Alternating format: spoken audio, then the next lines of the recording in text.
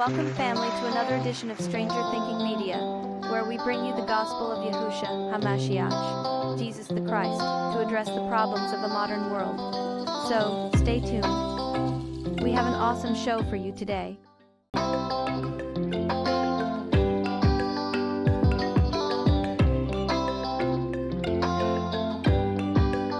Thank you, Rachel, for that introduction, and we'll carry on with the show.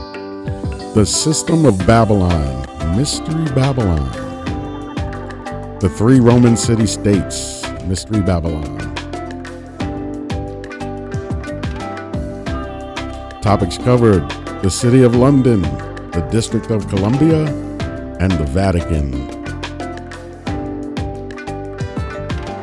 Psalm 137, verse 1. By the rivers of Babylon, there we sat down, yeah, we wept when we remembered Zion.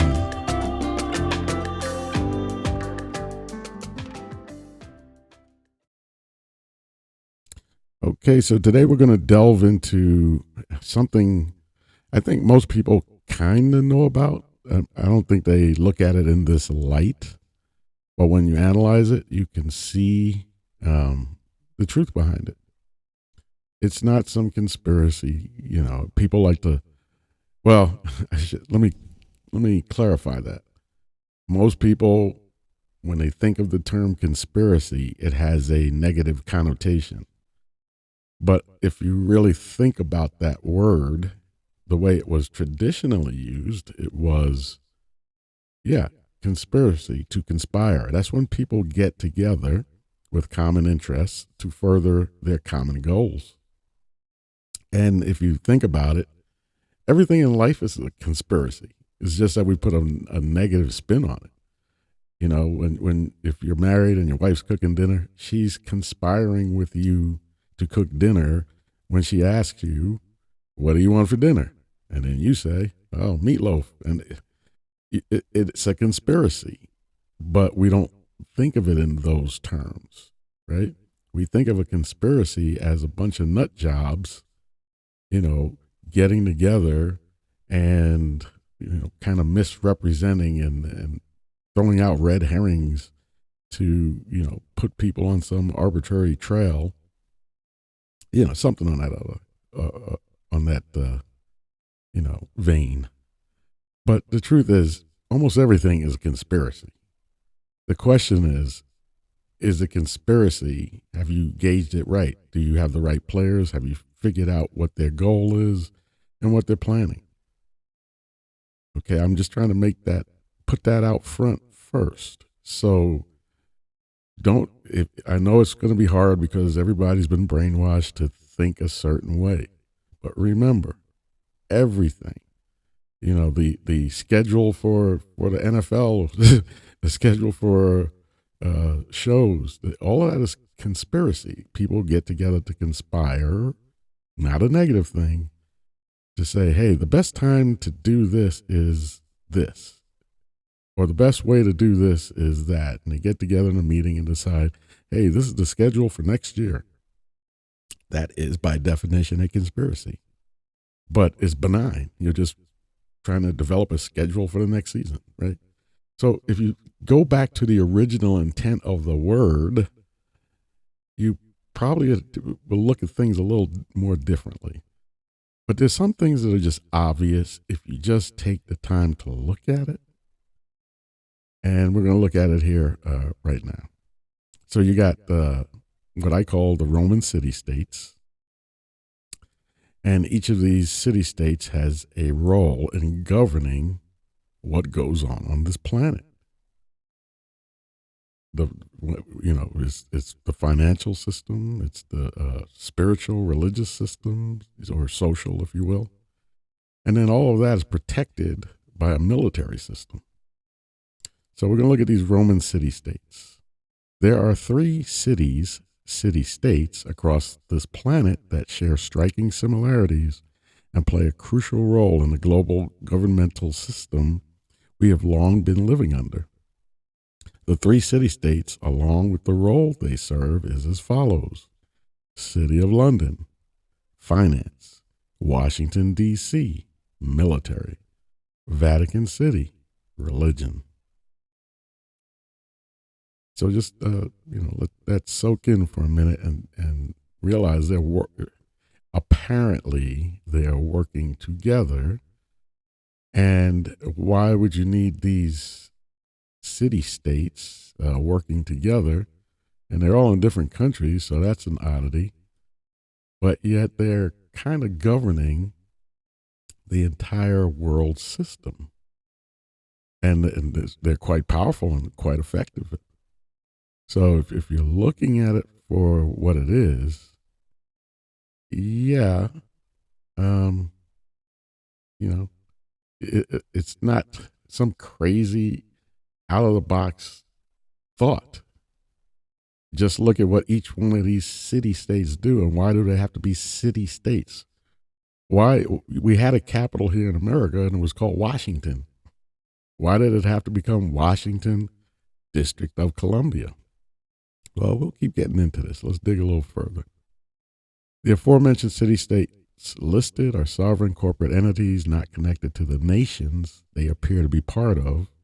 In other words, the city of London, that is the square mile within Greater London, is not technically part of Greater London or England, just as Vatican City is not part of Rome or Italy.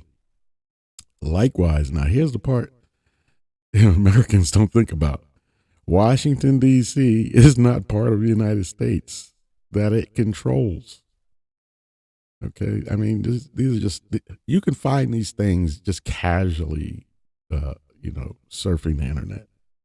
You could pull out encyclopedias and they can explain these things. It's not some crazy far-fetched thing.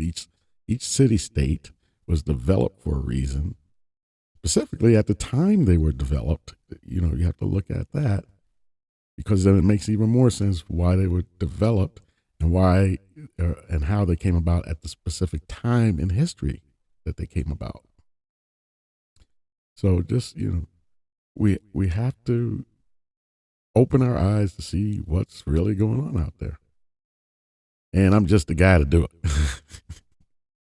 So, people get mad or frustrated or angry because you're challenging their cognitive dissonance. Everybody just wants it to go back to normal. It's never been normal. There's always been a ruling class. And, you have the illusion of certain things. I'm not going to go into it, but you think you have certain rights. You think there's a law of the land, but is there? I'm just saying. I remember hearing a certain president when he was asked about a certain act that got invoked. There's a lot I want to say. I don't think I should say, but there was a certain act that was invoked, giving extreme power to the government.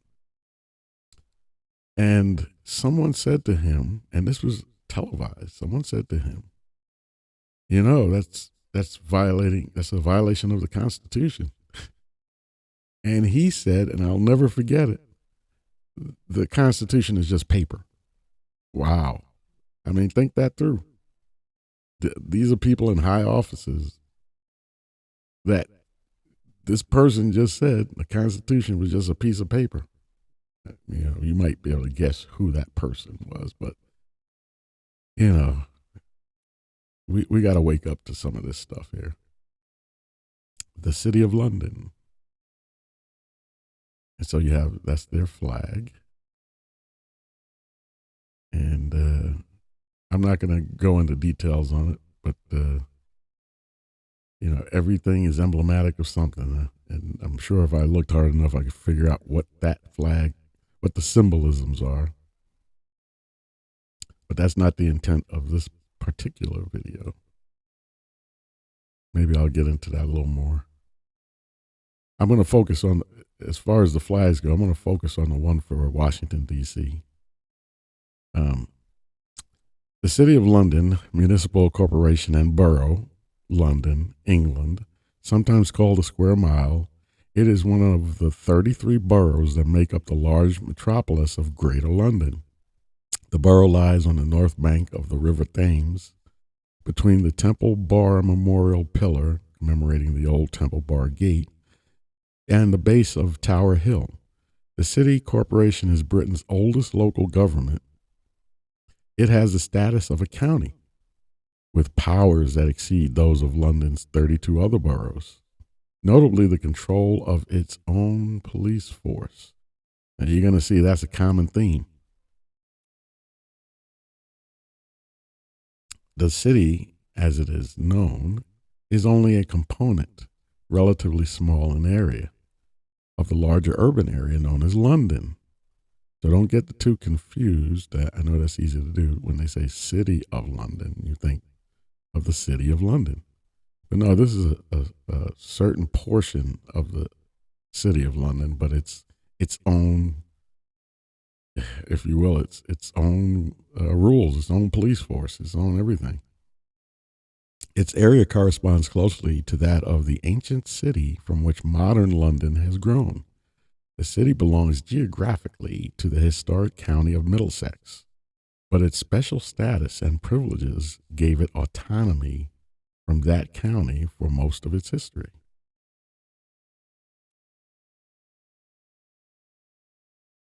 Psalm 137, verse 3. For there they that carried us away captive required of us a song, and they that wasted us required of us mirth.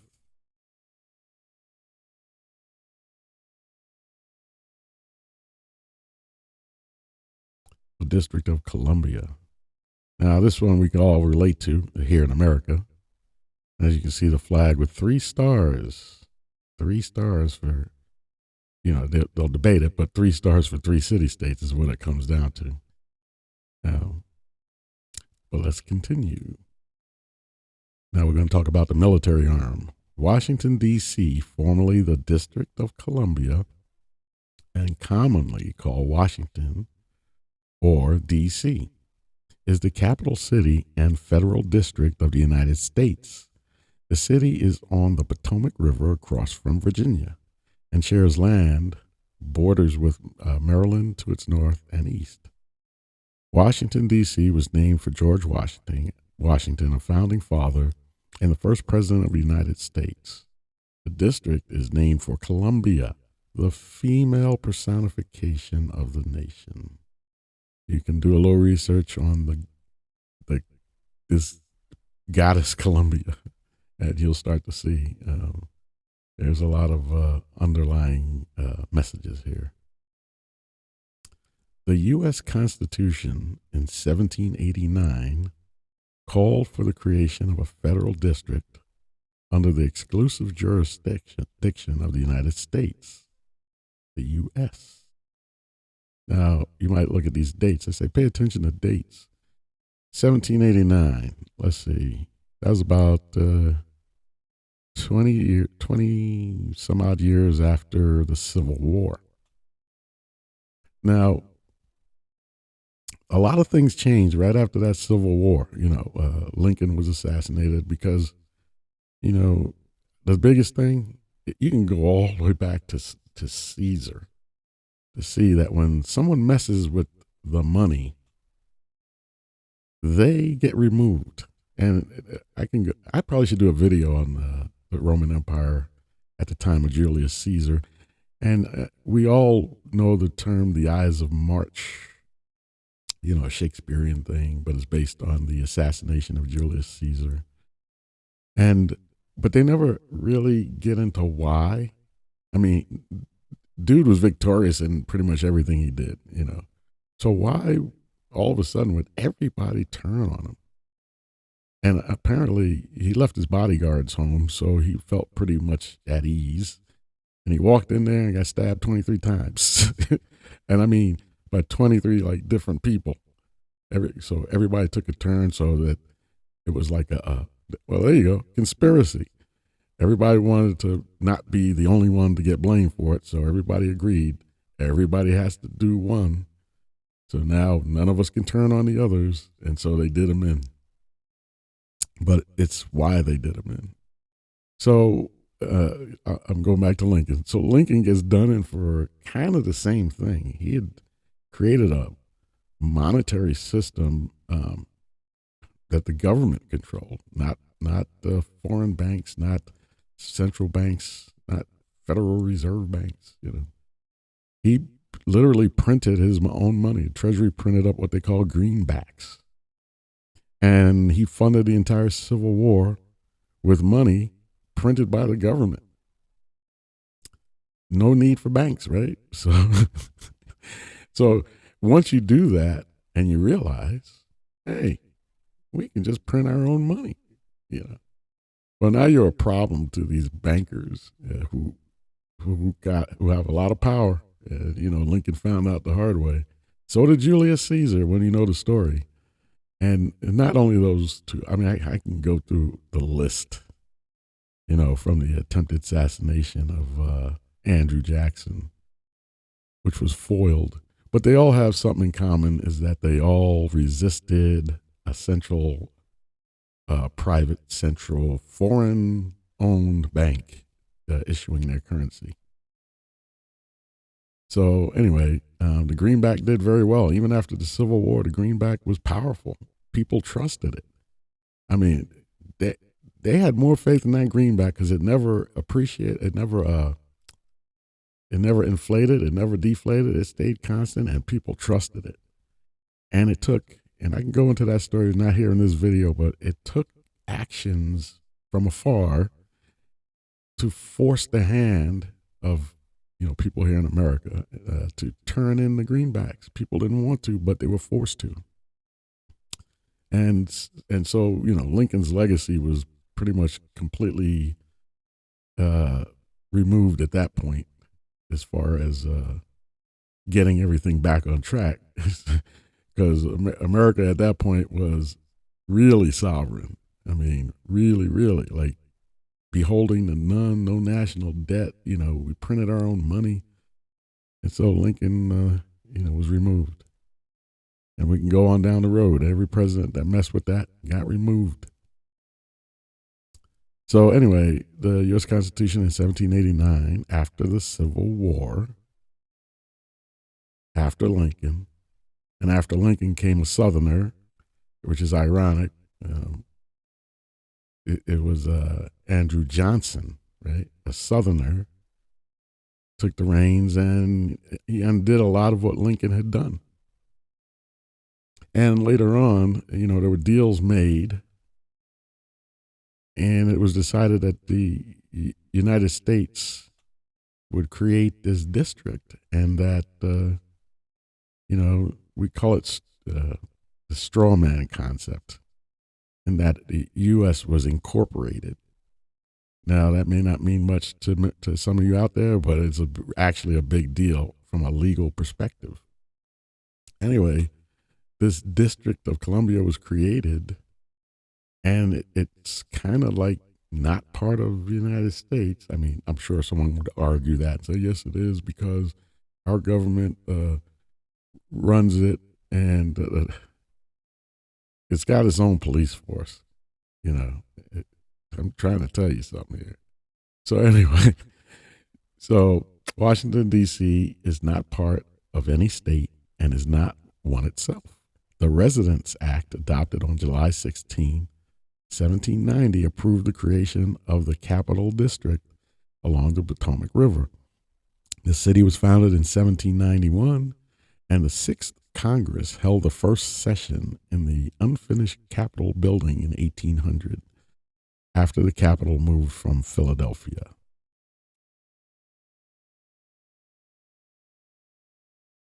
In 1801, the District of Columbia, formerly part of Maryland and Virginia, and including the existing settlements of Georgetown and Alexandria, was officially recognized as the federal district.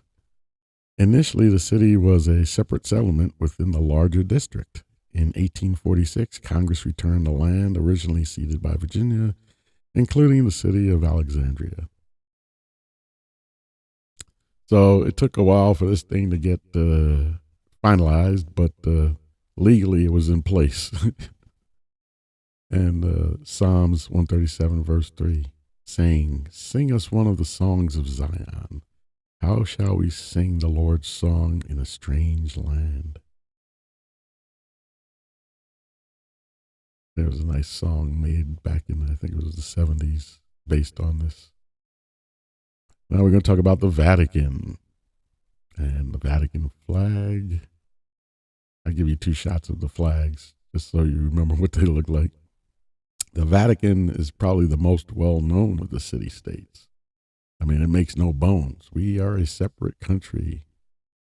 And although the other 2 don't quite come out like the Vatican does, but the Vatican is like a no-doubter.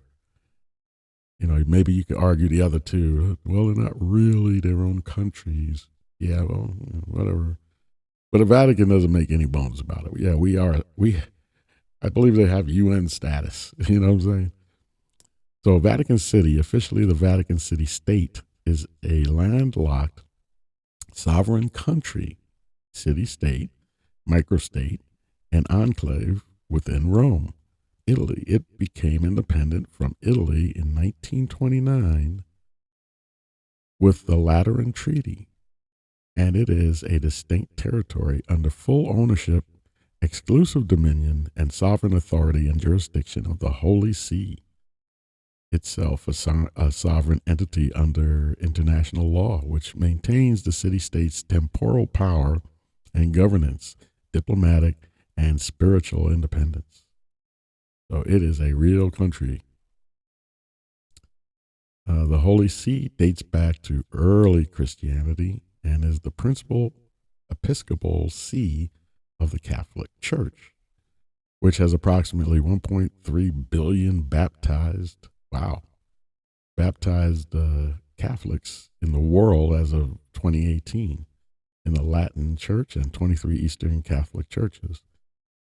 Well, I might say 1.3 billion. That's a lot of people, but a good percentage of that is not what we would call fervent. It's probably a much smaller minority of them are serious Catholics. The rest kind of go about their business, show up to church on Easter kind of thing, And I know that because I went through the whole 9 yards. I was christened and went through communion and went through confirmation. And at confirmation, my name was chosen. And that's the name that I go by, Yeshayahu.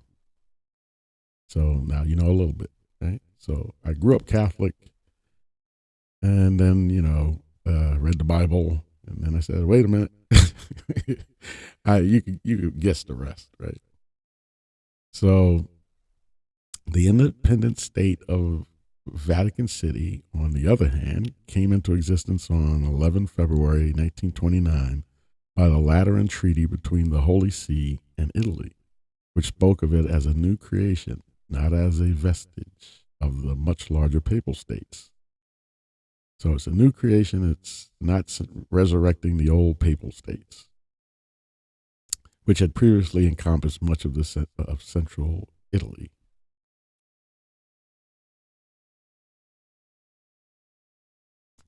So there you have it. We'll kind of close this one out. 2 Kings, verse 20, or chapter 20, verse 17. Behold, the days come that all that is in thine house and that which thy fathers have laid up in store unto this day shall be carried into Babylon. Nothing shall be left, saith the Lord. And of thy sons that shall issue from thee, and thou shalt beget, they will be taken away and become eunuchs in Babylon, to the king of Babylon. Are we in Babylon? Babylon is the operating system of the Roman Empire. Are we in the Roman Empire? A lot of prophecy coming true. Well, that's all I got. Farewell. I love you all so much, and thank you so much for continually supporting my content. If you did enjoy this video, hit the thumbs up button, subscribe and turn on the notification bell, and share this with your friends and family. I very much appreciate you all, and shout out to the channel members. And may everybody have a beautiful and blessed day who's in the body of Messiah, Yahusha HaMashiach. And we'll see you in the next video. Shalom.